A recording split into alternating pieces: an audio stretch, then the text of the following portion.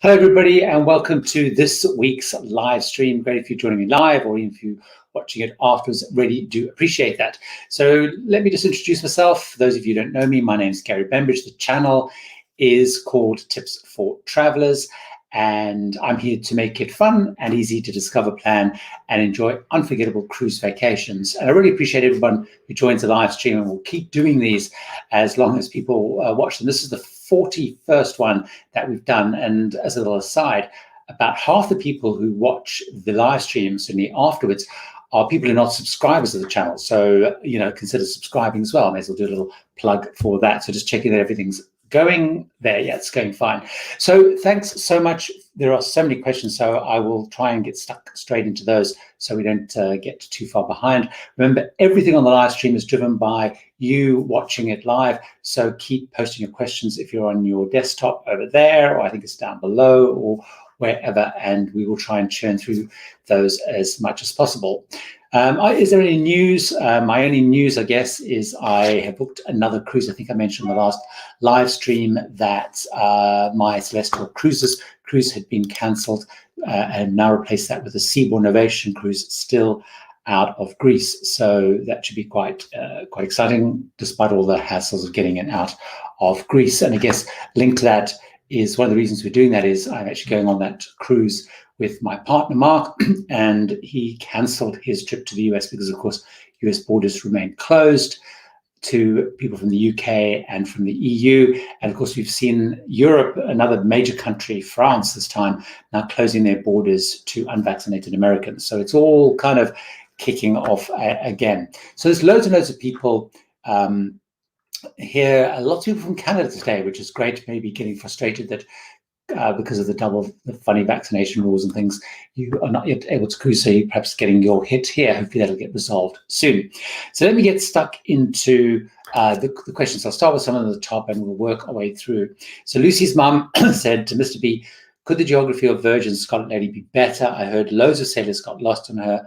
I'll be on P&O's Britannia tomorrow and worried on a big fat ship booked Valiant Lady also. So basically, Lucy's mum, let's deal with your last part of your question first. I would say probably Britannia is one of the most difficult to navigate ships. It has a very unusual layout. I think it's because the class of ship they use, which is the same class as Regal Princess, actually Sky Princess, which I'm on next week, as well. That's basically the same layout, but P&O, for whatever reason, took out one of the staircases. So there's only pretty much two staircases sort of forward and aft on the ship, and it's quite complicated to find your way around. So I actually find Britannia the most difficult ship of all the ships I've been on to get around, with the possible exception of the QE2. Actually, that was very complicated. In terms of Valiant Lady and Scarlet Lady, I didn't find it at all complicated getting around, but I think where people did get a little bit lost were on the lower decks, so where sailor services are, where Razzle Dazzle are, and I can't remember, is that deck 4 or 5? I can't remember. But there was a couple of decks where you could only get to those by going kind of to the rear of the ship and then going down there. So that was, I think, probably one of the reasons. I think probably the other reason on Valiant Lady, Scarlet Lady, that people perhaps got a little bit lost is, and I covered this in my video, is those ships have lots of little nooks and crannies and lots of little venues. So there are quite a lot of different little venues. But actually, everything's on one deck, pretty much, the deck below.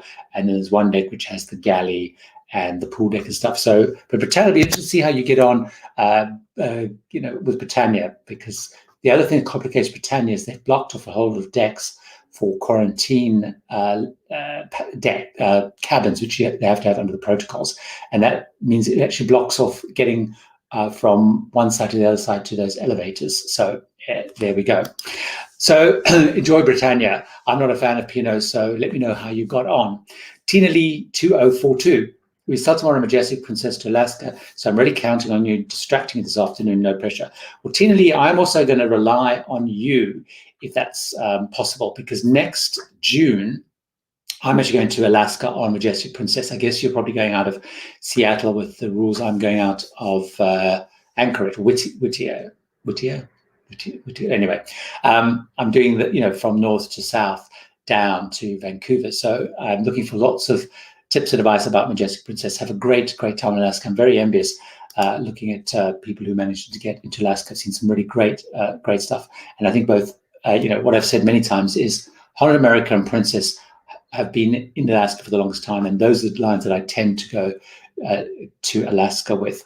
Joe's asking one of those very interesting questions around, as protocols change, what's acceptable, what's not acceptable. So Joe O's saying, good morning.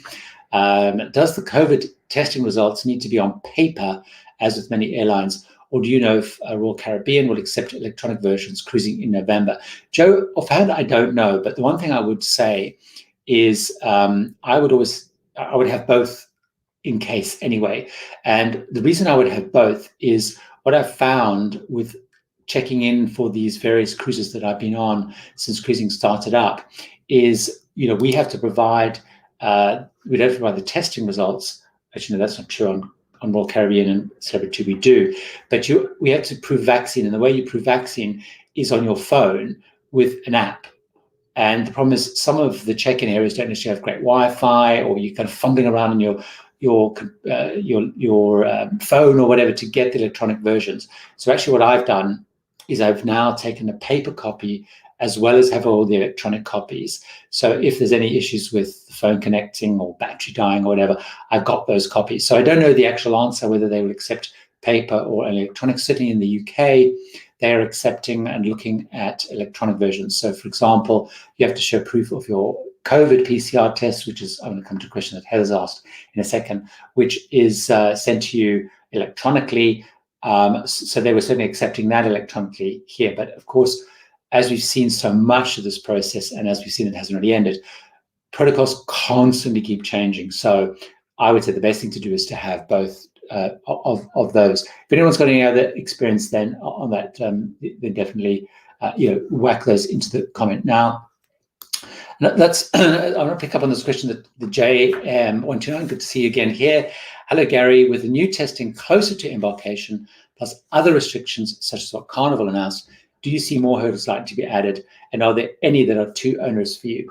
So that's a really interesting question to the last part. Are there too onerous? Will there be new restrictions and will they change? As I just said, I think that's inevitable. We've got Delta variant at the moment causing all sorts of problems. We've seen, for example, some relaxation of protocols which have then kind of not really worked, have been clamped down. We've seen it in the US. It started with Carnival, I guess. We've seen it this week with MSC cruises, where there was lots of stuff being posted by passengers saying they were extremely concerned about what they were seeing on board, claiming that they got COVID, but they weren't. They were being charged to have a test, so they didn't have a test. They finally got off. Newspapers ran with a story about someone getting COVID, possibly on the cruise and dying. And so the health authorities then in Southampton, when they came in, went on the ship, looked at what was going on, got them to reintroduce some various protocols. They introduced a whole nother layer of protocols now where they were testing everybody before they get off the ship. And, so I think we're going to definitely see more and more protocols. They'll come, they'll go, they'll ease, they'll relax, they'll get stricter. And I think particularly we're going to find that as other countries, as we start to cruise more and more to other countries have all different layers. So for example, I was looking on the We Love Viking group on Facebook, which is a UK-based group of people who travel on Viking. And they were talking about how they didn't get off in one of the ports in Greece because, and I can't remember it was Crete, so don't quote me on that, but one of the islands in Greece, because they received a letter saying that the authorities would then be doing spot random testing with people as they came off the ship. Anybody that tested positive would then be required to disembark from the ship and quarantine on the island. So under those rules. So again, I think we're seeing the chopping and changing. So to your question, are there any too onerous? I think it's hard to see if there are any too onerous. The thing that worries me the most, which I guess worries most people the most, is catching COVID when I'm very far away from home. So for example, when we had this discussion around should we do the Greek trip on Seabourn Ovation, we looked at both Viking, which were doing a similar sailing out of Greece, and Seabourn Ovation. and one was slightly longer, but they were more or less about the same price. However, the Seabourn Ovation stayed in Greece and only went to Greek islands. And we decided that would just simplify the whole process. It's one kind of authority, it's one country, probably one set of rules. Getting in and out, flying in and out was going to be one set of rules. So I think it's more around that whole thing around what happens if there's any things that make it very difficult, particularly if you get COVID on the ship or in a particular place. So, for example, someone messaged me or emailed me this week that had been on a Celestial cruise. They thought they got COVID when they're on the cruise. They were tested because you have to have a test before you fly back to the UK, tested positive, then ended up 10 days in quarantine in Greece. So I think it's those things around understanding what are the protocols. So for me, it's less the protocols and more the risk actually as you go beyond the borders. So I don't know if I've actually answered your question, but I think there's some really, really like key points in there. I'm going to jump down to a question that Heather asked, because this was a whole bunch of questions related to protocols and stuff. So I thought I would kind of dive in on those as they kind of come up. So Heather's saying, I don't know the answer to this question, so but I thought it was an interesting one because I'm wondering it too. Heather, which is great to see you again, Heather. Yeah, we've done 41 live streams, and I suspect, Heather, you've probably been to almost all of those, so I appreciate that. Why do you think the same cruise lines that provide testing in the UK are passing that burden on to passengers in the US? It's a really interesting question, and it's one that I've been wondering about. For those of you who don't know, is all of the tests for these UK domestic cruises have been included in the price. Now, one of the key things which I've now seen is really happening in the US is the test that they're doing is the fast test. So most of them, with the exception of Celebrity and Royal Caribbean, which are doing the full PCR test, are doing the fast antigen test. And that's sort of become the norm. Like in the UK, for example, we're encouraged to do those tests a couple of times a week. We can pick them up free from our pharmacy, or you can send away from them. You still report them through to the NHS. So there's, I guess, I don't know whether they're more affordable or they're kind of what we do. So I don't know why they're passing on. The one thing that I wondered was, what we've seen in the UK is the lines are still sailing at between 50% up to maybe 60% capacity. So the volume is much lower than perhaps some of the other settings. So it may also just be the pure logistics, because if you think about the numbers, if you're Carnival sailing out of the US, you just have, I don't know how many ships, gazillions, well, gazillions, obviously, a whole lot of ships sailing out. So it may also just be the practicalities, the logistics, if you're just churning through so many passengers. But don't know, and I will try and find out more why that's the case. So for example, for the Seabourn trip, for example, we have to present a PCR test because you need that anyway to fly into Greece currently with various changes. But they will do the fast test, which again is included in the fare. So I don't know why, and it is a pretty interesting question. So I'll keep asking people I know.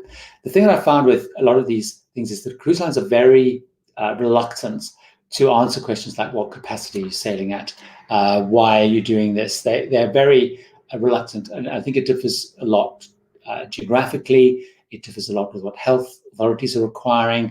And so on. So I suspect and I wonder, for example, whether in the UK or certainly the ports have been more strict and tough about wanting the testing process to happen beforehand, as we saw with the MSC example I gave.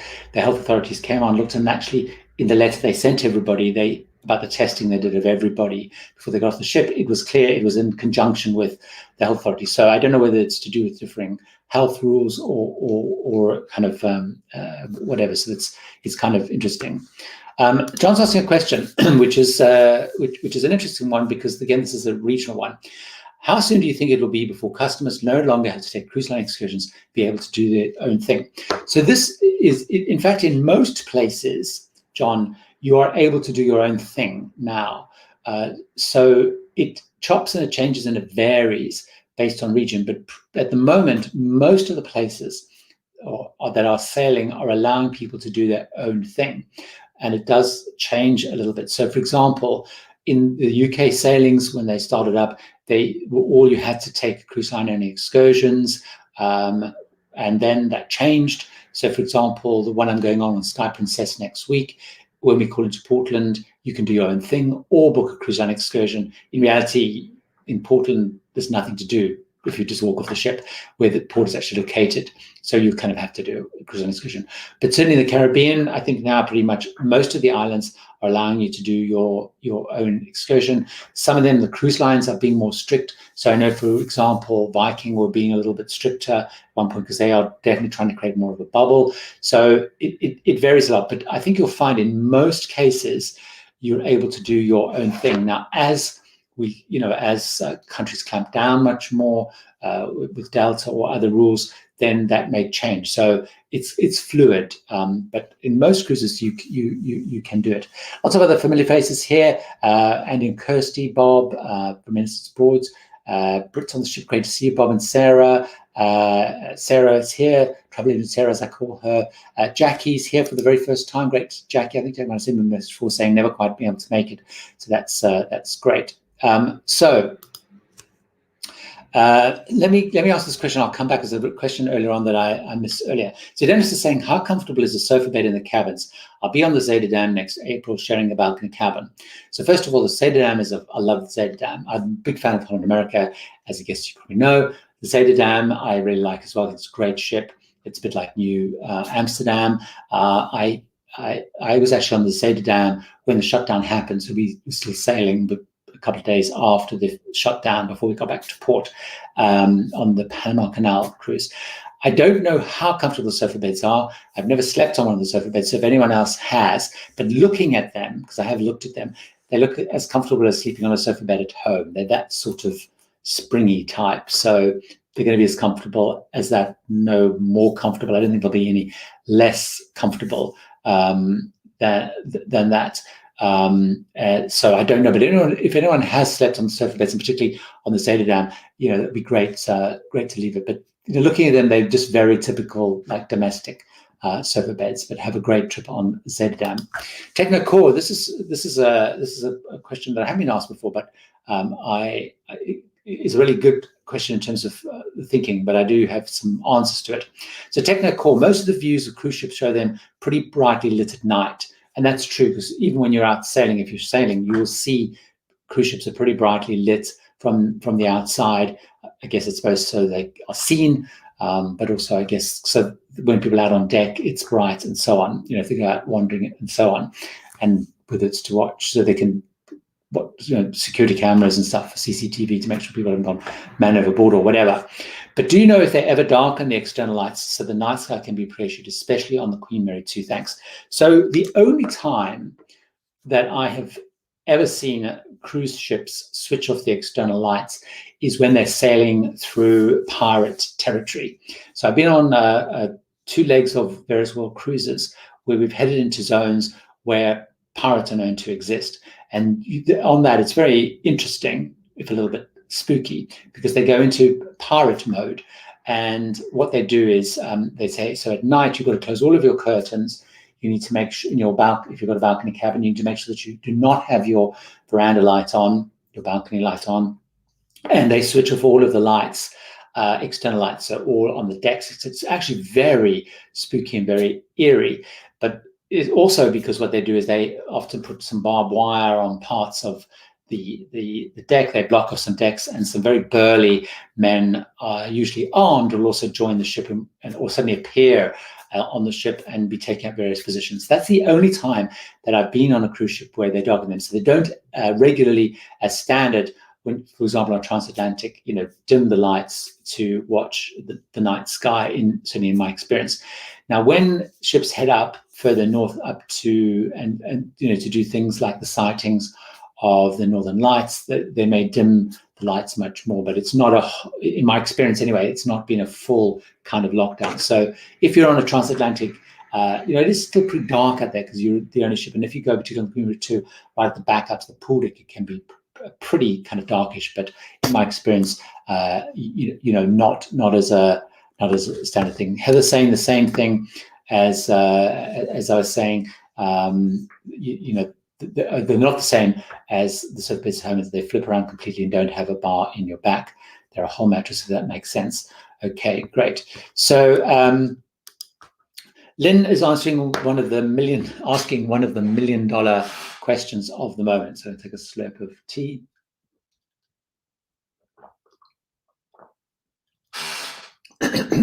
We're sailing on Viking Sea for 15 days in early November. Do you think France, Italy, Greece, and Turkey will remain open to vaccinated passengers? So, of course, I don't know the answer to that, but we are seeing government starting to talk about, as we head into the autumn, what the restrictions are going to be. So in the UK, we know that Prime Minister Boris Johnson is due to issue something on Wednesday talking about what the restrictions or what they're expecting as we head into autumn. No, it's heading into autumn. So, for example, my arms a bit sore. Had my flu jab today as part of the standard flu jab thing, and I think we're waiting to hear around September or so, towards the end of September to October, the booster jabs. They're still deciding that. So, so in terms of the question, do we think they'll remain open?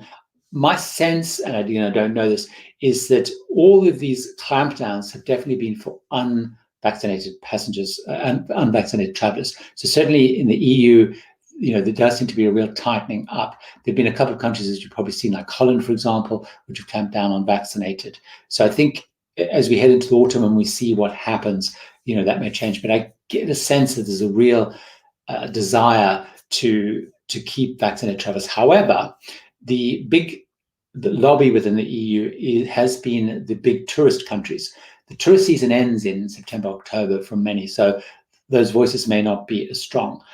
I've always said, and again, it's no data, is I think as long as if the US starts opening their borders to the EU and the UK, I think there's going to be that's going to be even less likely. But that's just, I have no data for that. That's just sort of a sense of what I think it will be. So Steve is asking, good to see you, Steve, any advice on setting up a themed meetup on board? I've looked online, but didn't see much getting hold of the cruise line, sailing on Royal Caribbean Navigator in February. So Steve, there's a couple of ways of doing it.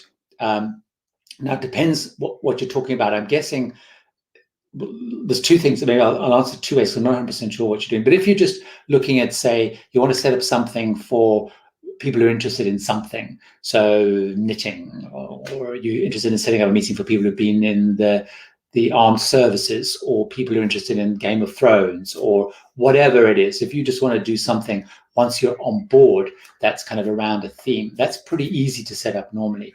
And all you need to do is go and talk, I would say, initially to the cruise director or cruise entertainment manager, whatever they're called. They're normally called cruise director, or certainly someone on the entertainment team, and basically say, look, I want to set up this themed thing around X. Can we set it up? And they will almost certainly do that for you. You'll often see, I've been on many, many cruises where suddenly in the daily program it's appeared saying something like, look, someone's asked to set up a meeting around,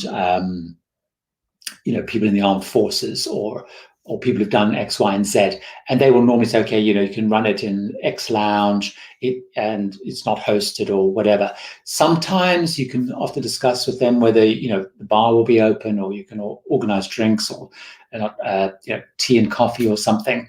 So that's a simple way of doing it. And I've seen a lot of those set up on various times. I mean, even for example, when I was on Port Gargan in the French Polynesia, they didn't have as a regular meetup, Friends of Bill W. So people who are, in recovery from alcohol or drugs or whatever. Now, most cruise ships will have an unhosted meeting. There was a guy there in recovery, and there was no meeting. He went and spoke to the cruise director, and they were more than happy to set it up because it's not hosted. So there's no kind of real responsibility, from their perspective. On the other hand, though, if you're looking to set up something, which is, sorry, let me just say that, Steve. The other thing that is also very likely in terms of getting the word out is obviously it'll appear in the daily program, but you'll find many, many cruise ships will have like a daily show, which the cruise director records, which then plays on the television, which talks to passengers about what's going on, promotions, features, etc. And they're always actually looking for content for that show. So there's also probably a good chance that they'll say, why don't you come on to our show and talk about the meetup? Or if they don't offer that, ask if you can do that.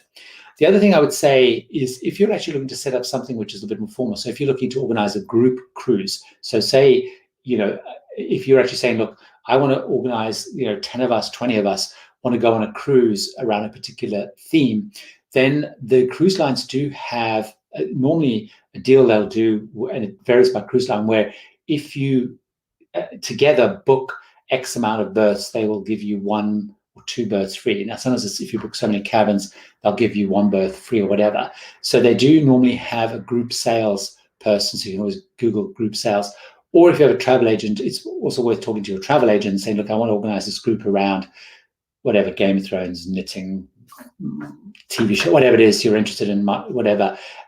Can we look at getting some sort of thing together? So, for example, some bloggers have done that. So, we've got Chad Cruises, for example. They've got a group cruise which they're doing with kind of friends and family of theirs, which they're working through a travel agent to do that.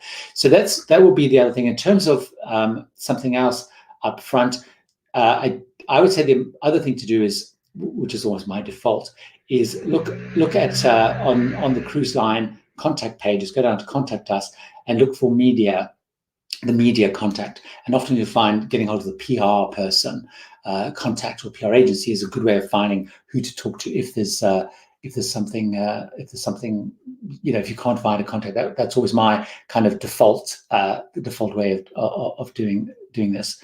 So Trekker is saying, Celebrity are sailing internationally from Southampton from the 27th of September, and they're only allowing their own excursions. So that's interesting to know, because Celebrity, certainly when I was on my recent cruise, when we got on, we had to book cruise line excursions, and that changed when we were on. But I'm guessing probably as they start to head internationally, I was saying with Viking, they wanted to create that bubble. So definitely, as we're saying, absolutely keep looking at that, and it is going to evolve and change. James is asking a question, what's the best time of the year to do transatlantic cruises to avoid seasickness? Great question. There is no best time of the year as such. There are times of the year I would strongly suggest you avoid if you're worried about seasickness, and I'll give you a couple of things on that. The Atlantic and the North Atlantic, the Queen Mary 2 particularly sails through, but the others sail through, is extremely unpredictable. But what you want to do is you want to definitely avoid doing winter if you're worried about seasickness, because the North Atlantic and Atlantic is pretty rough. So the very first transatlantic that I did with Mark was on Queen Elizabeth II in December, and we had 50, 60-foot waves. You walked in line with the ship, and we've done other winter crossings before, and it's been equally rough. But you've had the Queen Mary 2 is even more sailable. So if you're worried about seasickness, the first thing I would say is avoid winter crossings, focus on summer crossings, and also I would say also focus on Queen Mary 2. That is a ship specifically designed to do transatlantics. If you cross the Atlantic on a cruise ship, which I've done before, so repositioning cruises, those ships, obviously they have stabilizers and stuff, but they're less specifically designed for cruising through the Atlantic and so on. But don't let that put you off. I've been on summer crossings on the Queen Mary 2 where we've had literally completely flat glass-like seas. I've been on other times where we've had storms. So the best time where you're least likely to focus on the peak season. So that's kind of the July, August time. Downside of that, it's going to cost you the most. Now, I focused a lot here on the transatlantics, because you said transatlantics, but you may also be talking about the repositioning cruises. If you're talking about repositioning cruises, you have very little choice, because you're talking about April time and October time, because that's when they reposition the ships. Personally, if I was going to choose between those, if I was worried about seasickness, I would tend to lean towards the April time period. So hopefully that's answered your question, so hopefully that's up. I probably sound a little bit over dramatic on. Don't worry about the seasickness thing per se. If you really, really struggle with seasickness on a transatlantic, you can go down to the medical center. It costs you probably about $100 or maybe a little bit more, and they give you a jab. And is it Finnegan? I think it's Finnegan. They've got a jab in your backside. You will probably sleep for 5 or 6 hours. Then you will feel like you rule the world. So that, my partner loves cruising, gets very seasick, but insists on going transatlantics, even though he gets seasick. And if he gets really seasick on the first or second day, he has the jab, and then he's almost intolerably in good form after that. But he doesn't watch this, so I can say that. So some very kind comments about the sessions, which is very good. Heather saying enjoys the Q&As. Somebody else saying that they find the community. Robert saying they find the community highlight the weekend. So that's great. It's really, really great to see that. And I see it's great with all the comments. The channel, of course, with the comments is making sure that if that I keep up and that I don't miss them also. I apologize if I'm missing any questions. So let's have a look. Elaine, Elaine, hi there. I wonder if it has to do with UK cruises over to UK residents only. This is about the testing. Sailings from the US are not US residents only. So it could be, and I'm not sure if that's the thing. It could be that as well. And I haven't seen anything around that. So it's a good one. I think the other point I want to say is the point that Karen makes is testing before I leave on a trip, even if it's a home test. It's very interesting. I agree with that. And it's maybe easier in the UK, although I've seen in the US now the whole home testing thing has really picked up. And I've seen certainly some of the systems you've got in the US are being accepted now by the cruise lines, where you, I guess, submit the results into so kind of verified, if you like. But you're right, as Karen was saying, is I always I'm going to join Sky Princess on Friday, this coming Friday. So I will do a test, one of those fast tests we do at home, probably on about Wednesday or so, just to check, it's all looking good. And I will do one actually before I head off down to Southampton, because I don't want to get all the way down to Southampton and find that it's an issue. So we're probably lucky the tests are free, and so it's easier. But I agree with that. I see other people saying, Jeremy, I'd rather know test possible for getting on a flight. And so I absolutely agree. Lucy's mum saying, come back to the thing about Britannia. Been studying Britannia's deck plan, having a poor sense of directions. We'll follow Lucy's nose report on Saturday export. Yeah, you can get Wi-Fi. I mean, the great thing actually about Princess is, with their medallion, they have on their app, they have it's called Navigator, People Navigate or something, where you can it'll direct you on the actual app. So I'm going to dial back because I realize I've gone a little bit further on. So, is that Araya? Or I'm a solo traveler. I'm an older woman, 74. I love to book with Virgin Cruises. Will I be out of place on their cruise? Araya, I've actually got a video coming out getting into a lot of discussion around that. Take a look if you haven't had a look at it. I may as well pump my videos since I'm here. My first video I did about Virgin and what it's like on board. Right, Virgin have the story of Virgin, that the media really ran with big time and pushed, was that Virgin is for young people, it's for millennials and that kind of stuff. Virgin have been trying to change the narrative very much around. They're focusing very much on young at heart, and they do talk about young at heart from 8 to 80. So you've fallen in with the 18 to 80, because you have to be over 18. I mean, you definitely will be in the in the minority. So unlike if you're on some other cruises, with that Saga, maybe Holland America, wherever, where you will probably be average age or a little bit older than average age, you will definitely be in the old age. But the average age, certainly on the cruise I went on, and I was out of the UK, I would say was late 40s into early 50s. I think they're they're expecting that maybe a little bit lower when they get to the US, because the average age of cruising in the US is a little bit lower anyway than it is, say, in Europe. So I'm not sure whether you plan to book one of the cruises like Valiant Lady or whatever in Europe or the US. So I wouldn't really worry about it. They are trying to cater for everybody. It is going to be what you need to understand. That's why it's probably worth watching that video. There's going to be lots of activities which are kind of for people who want to be youthful. So they always have a little spin, a little edge on those. So if that is something that you like, then absolutely you'll enjoy it. And again, as I said, I've got a video that I've made. I think it's coming out next Sunday, looking at the whole thing of age in much more detail. So keep a watch out for that. This linking back to the finding a way getting lost on Virgin Lady is print of the deck plans for the lower public decks on the internet. The one they provided was Hottery. That's a good point. Their little one was kind of difficult. So if you're worried about it, definitely do that. Let's have a look. Belts and suspenders. So testing. Paul, I don't know if I can ever answer this because it is extremely testing. if there was a bit of a slip there. Certainly heading in and out of the UK, it's a very complicated process with testing. So I certainly, when I looked to book this Greek cruise, it's really complicated because we had to book tests to leave the country, and that has to be within a certain amount of days. Now in the US, of course, at the moment, with cruising, it's even shorter, but that keeps changing. You have to then, of course, as you know, we have to have tests ready to get on the ship. Luckily, that one covers that one. Then coming out of the country, you have to have a certain type of test to get out of the country, but you also have to book one within 2 days of coming back, which you have to prove on your passenger locator form.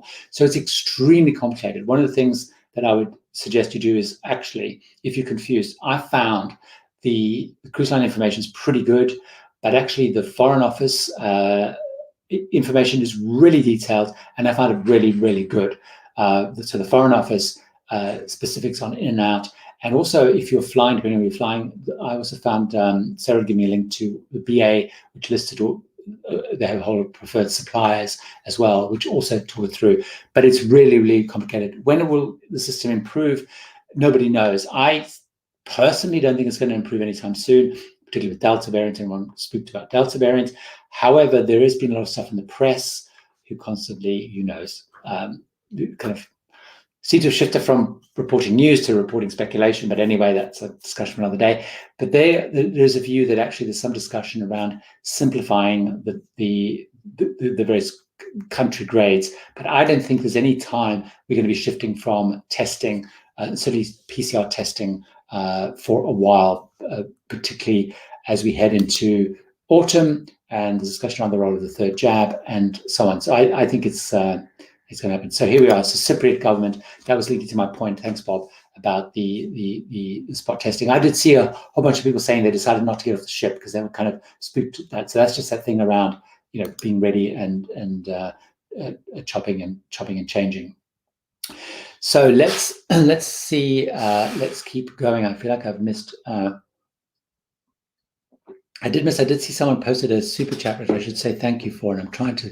Let's go. Here we go. The travel scouts. Hi, Gary. Love your content. Keep up the good work. Thank you very much for that. Very kind indeed. So a lot of people saying transatlantic crossing. Transatlantic crossing. I want to talk about transatlantic crossing. Someone posted a thing earlier about transatlantics. They looked at the channel for transatlantics. I love the Queen Mary 2 transatlantics. I've had a transatlantic from 2020, which got moved into 2021.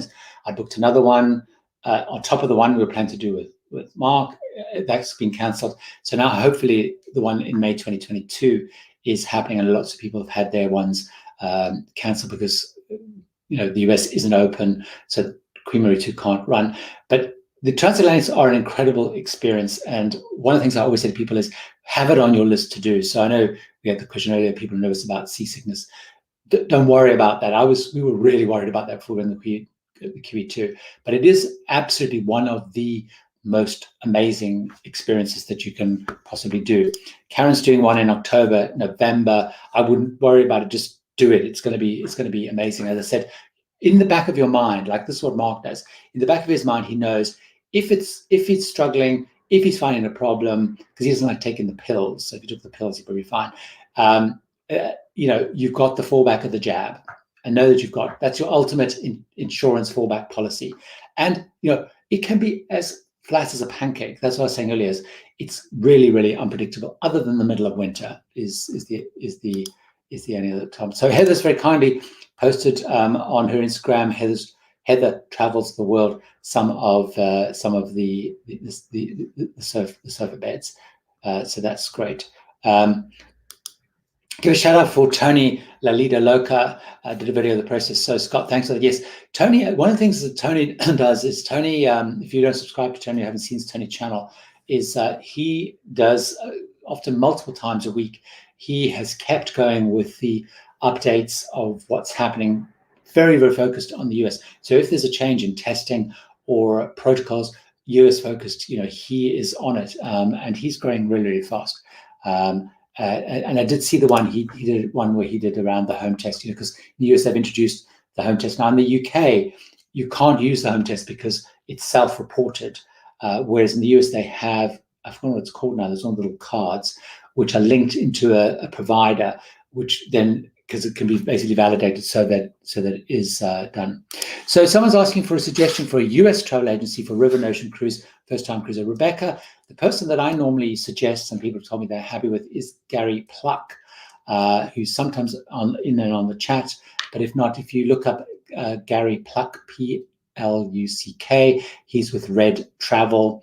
And if not, drop me a message. I can send you the details. So I haven't booked anything through Gary because he's in the US and I can't book it. But I have had quite a few people who've gone to him, and everyone has come back very happy. And he's really passionate about river cruising as well as ocean cruising. So he sends me constantly messages about what's happening with river cruising, because he desperately, I guess, is eager to get back into Europe and go river cruising. So he is definitely he definitely can help you with that. So let's talk a little bit about IOMO 8660. Celebrity feels quite young now. Celebrity is very interesting because you're absolutely right. Celebrity are trying to do two things.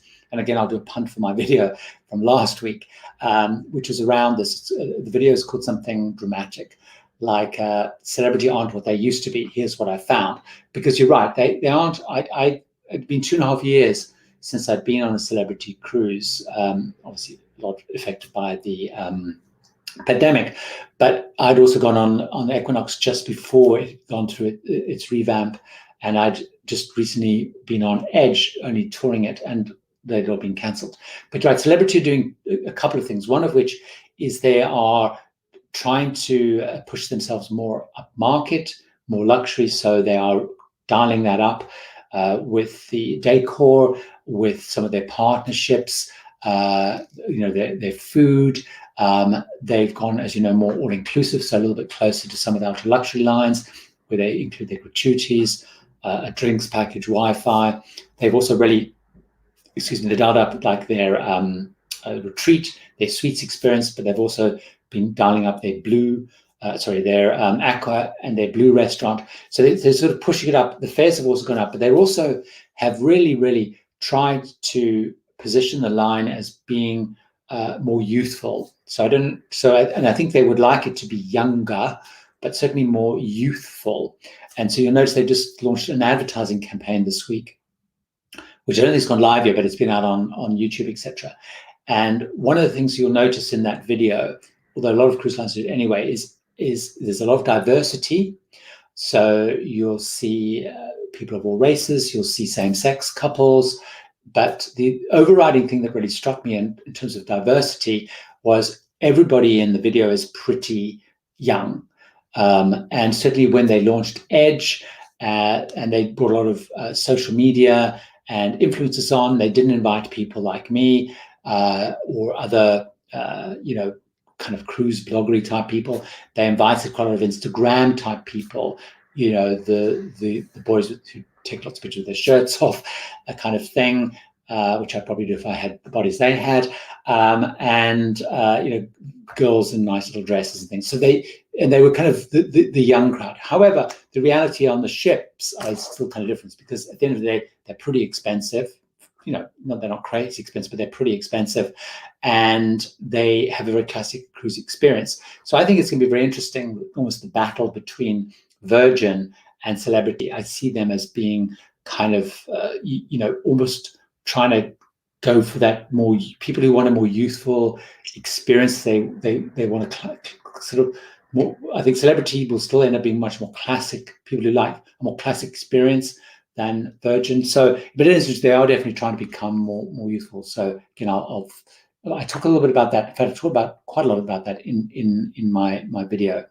Ian is asking, Ian Cooling, any advice for a first-time cruiser who's also a solo cruiser, as my partner can't get out of Australia? I guess with Australia, they're pretty much in quite a big lockdown. A lot of my nephew lives in Australia, and two of our very best friends live in Sydney, so we know how tough it is. I guess they're talking now about towards the end of the year, when they get to that magical 70-80% vaccination, they may be opening to some travel, maybe not, but anyway, so hopefully your partner will be able to get out. So I have loads of advice for first-time cruiser and who's a solo cruiser. in terms of the number of cruises, most of those I do solo. So Ian, what I would say is, first of all, again, I feel like I'm punting my videos a bit much this week, but I have a series of videos about solo cruising. So on the channel, if you go to my channel, or you just put tips for travelers, like it might be all as one word, and then put solo cruising, a couple of those videos will come up. And probably if you watch one, I think I link to a playlist with the others in. So I do talk about some of the tips, and probably the most important part of that experience is around how to find a cruise without paying for two people. That's the big challenge. Many of the cruises I go on, because I simply want to go on a particular line at a particular time, I do pay effectively for two people. But in there, I get into, if you're planning and looking to plan your one or two cruises or whatever it is, your first cruise, the ways that you can find the lines and the deals where you don't pay for two people, because that's the big barrier, really. I think particularly as a first-time solo cruise, it can look incredibly expensive, and that would be the most critical focus of all. And the second thing I would say is that there are lines that probably I feel are better for solo cruises, but in reality, pretty much all lines are good for solo cruises. But there are a number of lines which have solo cabins, so that's also, by definition, they're already in the mindset of being better for solo cruises. So again, I have, in that most recent video, I've created now, which I update, of all the ships and the lines that have solo cabins. So that is on my website. If you go to my website, tipsfortravelers.com, travelers with 2 L's, it doesn't show up in the top bar. Actually, I will add it onto the top bar, my solo cruiser thing. But if you just go there in the search button, just put solo cabins or solo, and that'll bring up that page. But I will try and be meaning to put it on as a top link on the navigation bar. But I basically update that every couple of months. I have it in my diary to update it. But on there, I list all the cruise lines that have solo cabins, and that's a good place to start as well. And because also those tend to be the lines that are looking at and focusing on solo travelers. As a solo traveler, particularly, most of the traditional lines do have solo traveler meetups and stuff, but they tend to, they'll do things like where solo travelers can arrange to go on excursions, etc. together. My basic thing with solo travel is just get out there and do things. Go on excursions. Just don't worry about going as a solo. Just go to excursions. Go to the theatre. Go to the restaurant. Go to whatever, and just start talking to people. People on cruises are incredibly friendly. So I found most of the people I start talking to, I find it very easy. I'm not particularly good at meeting people, actually. But on a cruise, I find I end up talking to everybody, because that's just the nature of it. So just kind of get stuck in. And if one of the things that I don't like doing as a solo cruiser, I'm not one of those people that like to go and join big tables. So I'm the weird one that will go and say, can I please have a table just for me? Which at the moment, when ships are sailing with lower capacity, is very easy. When ships are full, it's more of a challenge because they don't really want to do that. But the other way of meeting people is in the main dining room, is asking to be put at a table with other people, because it's a great way of meeting people. Now, at the moment, with the various COVID rules and regulations, some are doing it, some aren't doing it. So it's a little bit of state of flux. So those are kind of probably the key things. Avoid paying for two people, focus on cruise lines that have solo cabins, and basically don't worry about the solo travel stuff. Just really get stuck in. Like, I pay the premium for balcony. Yes, absolutely. I pay the premium to go in a balcony cabin, and so if that costs twice, I would probably end up doing it, breaking my own advice. That's why it's great with a lot of. That's why those new lines which are introducing solo cabins are great. So, for example, come back to the celebrity discussion. The new celebrity ships have infinity balcony solo cabins. What's great is for those people who like Oceania, as people know, I really like Oceania. Their new ship Vista is introducing solo cabins which have balconies and so on. So that's really the way to go. So let's have a scan back. I just want to make sure I haven't.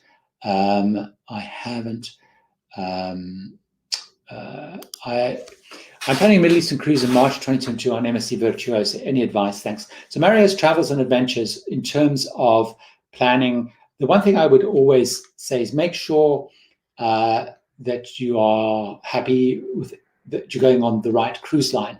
For me, the big, I don't know, I guess Marriage Travels Adventures, I'm guessing you travel a lot based on the title, but make sure that MSC is the right cruise line for you. So I'm not a massive big fan of MSC. I've been on it years ago. I'm not a big fan of the really big ships.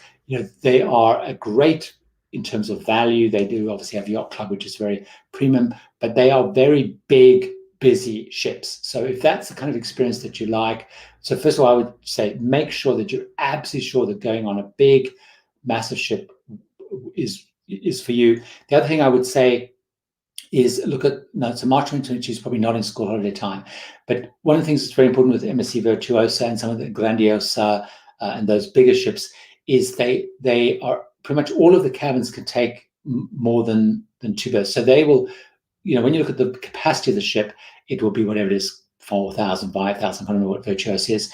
But in those peak season school holiday periods, the ship will be much, much fuller. So, I know people who've traveled on those in school holiday times, and the ships are really big and busy. So I would just say make sure that it's the right line for you. And again, March 2022, we all thought everything would be honky-dory and fine. And again, make sure that you're very, very comfortable with the protocols that are in place or will be in place. As I mentioned earlier, I don't know if you were on earlier, MSC has gone to a little bit of to and fro around how strict they have been on their protocols or not strict on their protocols, and some pressure to improve those by the Southampton Health Authority. So I would just absolutely make sure that they're the right cruise line for you, because there are other lines doing Middle Eastern cruises, which are perhaps smaller ships. So look at the ports, and are they getting into the niftier, smaller ports? Although I think I'm right in saying when I look at that, you say all are pretty similar. Mary M saying, wow, so it was booked on the QE2 New York Southampton decades ago, and the ship was commandeered to be a troop transport to the Falkland Islands, still on my to-do list. Absolutely get it back on your to-do list. That was that was quite a thing. John's asking questions. Let me touch on this question. A very important question. So John Henderson is asking, are the cruise lines doing anything extra cleaning cabins combating COVID? John, there is an enormous amount of additional cleaning. So as you probably know, if you've been on a cruise, is the cleaning protocols have always been relatively fastidious, if that's the right word, and detailed. So normally your cabin steward would normally come in twice a day, cleaning in the morning, doing a reset and cleaning before bedtime. So they are absolutely doing extra cleaning. So one of the things that's happening, obviously across the whole ship, they're doing extra cleaning, but there's been a lot of changes in the kind of products they use and the processes that they use now. So most cruise lines have introduced new kind of hospital grade kind of cleaning stuff, but also what they've done, John, is they've also stripped a lot of stuff out of the cabins. So things that are, so there's less stuff for the crew to clean. There's less stuff that can be touched and handled. Now, depending on the cruise line, you'll find things like, the TV remote sometimes has been extra cleaned and so on. The one thing I would always say, this was a tip that someone gave me years ago, even before COVID, is you need to think about, norovirus is always a challenge in any big public space, and cruise ships get a bad rap for norovirus, although statistically you're more likely to get on land, but let's ignore that debate. But the point they point out is when you're going to stay in a hotel, or even when you're staying in a cabin, think about those high-touch areas. So things I know, like the TV remote, are things that often aren't being really cleaned in hotels, particularly, given a bit of dust or whatever. But that's actually where people are touching and whatever. So yes is the short answer, and I've given you a longer answer there. But absolutely, and you're going to see it right across the ship. And some of the ships, particularly, people talk about getting up at 3 o'clock, 4 o'clock in the morning for whatever reason, and finding that whole extra layer. So, for example, some of the ships have introduced in public areas these little robot cleaner things. Some of them introduced the spray things, some have used ultraviolet. So some of the cruise lines are using the sort of ultraviolet cleaning light thing as well. So, so that's hopefully that's answered your question. Tony D, thank you very much for the super chat, or whatever it's called. I think it's called super chat. Do you think Princess Cruises will do the at-home COVID testing due to it being part of Carnival Corporation? Been watching forever. So I'm guessing by the fact that it's a dollar amount that you're in the US, we have seen that all of the in the UK, all of the Carnival Corporation lines, and again, as we saw Bob was saying with Seabourn out of Greece, is all of those operations out of the US, they have included testing within the fare. None of them seem to be doing it in the US. So I would be surprised if Princess do that, just because they haven't been doing it for any of the others so far, unless it's a real change. And I guess we've seen this change where the time's been reduced. Which was driven by the CDC, so it has to be 48 hours. We've seen that they're now accepting home testing. We've seen that they're now starting to set up, accessibility testing in ports. So we may see that, but for whatever reason, like Heather asked earlier, there doesn't seem to be anything heading that way in the US. Paul saying good point. Go to different bars and lounges during the day to meet more people, find couples and families just keen to chat. As I said, absolutely. I mean, it's very easy on a cruise to start chatting to people, and a coffee shop's a really good place to actually do it. Standing in the queue to get your coffee, it's really easy to, simple, like a simple thing. How's your cruise going? Are you enjoying your cruise? And one of the things that I do a lot of, and I do partly because of the channel, but I realize it is, I'm always asking people how their cruise is going because I'm nosy, as well as I'm interested to meet people. And I find that that's a really good liner. Are you enjoying your cruise? Is this your first time on Holland America? Do I think the cleaning protocols will remain going for? Absolutely, I think they will do. I mean, it's hard to see them shifting because they've become part of the process now. Like they've changed the air conditioning.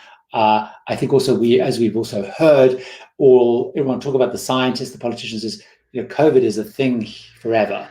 It's here and it isn't going away. So how we live and adapt with it. So it's not going away as a thing. So I'm guessing that will stay. That's my view. I guess we will see.